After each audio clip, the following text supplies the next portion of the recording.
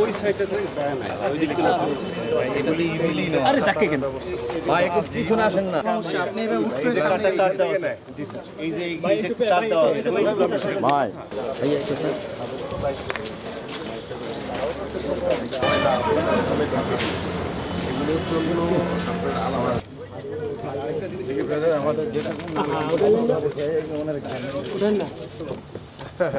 এই কমলাপুর স্টেডিয়ামকে কেন্দ্র করে এখানে মাদকের একটি আখড়ায় পরিণত হয়েছে এই স্টেডিয়ামের আশেপাশে এবং এখানে আমাদের ফ্লাড লাইটের কিছু যে যন্ত্রাংশ রয়েছে ব্লাস্ট সহ বেশ কিছু জিনিস চুরিও হয়ে গেছে। তো সেই বিষয়গুলো যখন এবং এখানে আমাদের কমলাপুর স্টেডিয়ামে যেখানে আমাদের খেলোয়াড়দের জন্য ড্রেসিং রুম বা আমাদের যে অবকাঠামোর যে বিষয়গুলো পরিষ্কার পরিচ্ছন্ন পর্যাপ্ত পরিমাণে থাকা উচিত ছিল এবং সেখানে আমরা দেখেছি যে আমাদের স্টাফরাই টিনশেডের মতো করে কেউ হয়তো বা এখানে বসবাস করছেন, তারা হয়তো বা নিরাপত্তার স্বার্থে করছেন, বাট যেহেতু এটি একটি স্টেডিয়াম আমরা স্টেডিয়ামের মতোই দেখতে চাই। তো ইতিমধ্যে আজকের এই যে গত দুদিন আগে যে চুরির যে ঘটনাটি ঘটেছে, বাট এখানে যারা সিকিউরিটি গার্ড সহ যারা স্টাফ রয়েছেন তাদের যে কাজের প্রতি যে অবহেলা আমি দেখেছি, তাৎক্ষণিকভাবে তাদেরকে বদলির নির্দেশ দেওয়া হয়েছে এবং এখানে আমরা পরবর্তীতে যাদেরকে এখানে দায়িত্ব দেওয়া হবে তাদেরকে ভালো করে ব্রিফ করে দেওয়া হবে। পাশাপাশি এখানে জনবল বাড়ানোর জন্য ইতিমধ্যে নির্দেশনা দেওয়া হয়েছে যে সিকিউরিটি গার্ড থেকে শুরু করে এবং স্থানীয় যে থানার যারা রয়েছেন মুগদা থানার আওতাধীন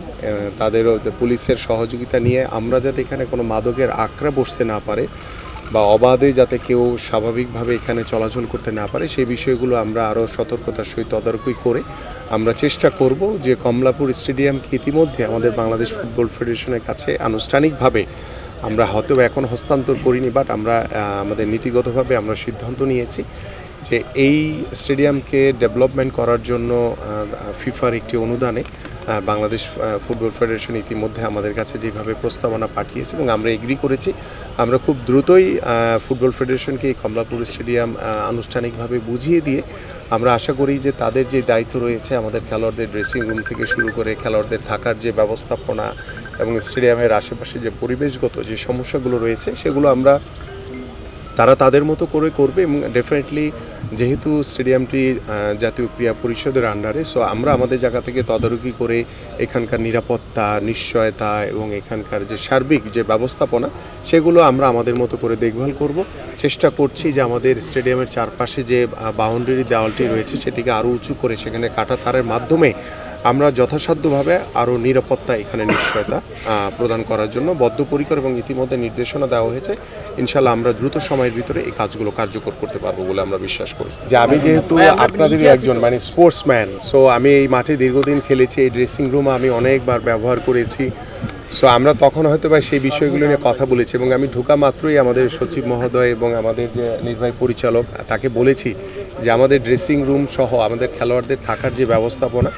যদিও এটি বাংলাদেশ ফুটবল ফেডারেশন ইতিমধ্যে তারা আমাদের সাথে একটি চুক্তির মাধ্যমে এটিকে আমরা আনুষ্ঠানিকভাবে তাদের কাছে হস্তান্তর করলে তারা এগুলো দেখভাল করবেন। পাশাপাশি আমরা চাই যে দেখেন কিছু বিষয় আছে আমরা রাতারাতি পরিবর্তন করতে পারবো না, সো আমি দায়িত্ব নেওয়ার পর থেকে চেষ্টা করছি আপনাদেরও পরামর্শ নিয়ে আমাদের যারা ক্রীড়াঙ্গনের সংগঠক যারা রয়েছে এবং আমাদের ক্রীড়াবিদ যারা রয়েছে স্পেশালি স্পোর্টস মিনিস্ট্রিতে যারা কাজ করছেন ইনক্লুডিং এনএসসি সহ আমাদের যে অধিদপ্তরগুলো রয়েছে সবাইকে নিয়ে কিভাবে আমরা আমাদের যে প্রত্যেকটি স্টেডিয়ামকে একটি যাতে ক্রীড়া বান্ধব একটি সুন্দর সুষ্ঠু পরিবেশ আমরা করতে পারি এবং পাশাপাশি আপনাদের মতামতের ভিত্তিতে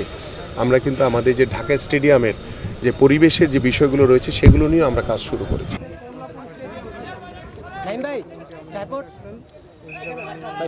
মোবাইলের পিছনে আসেন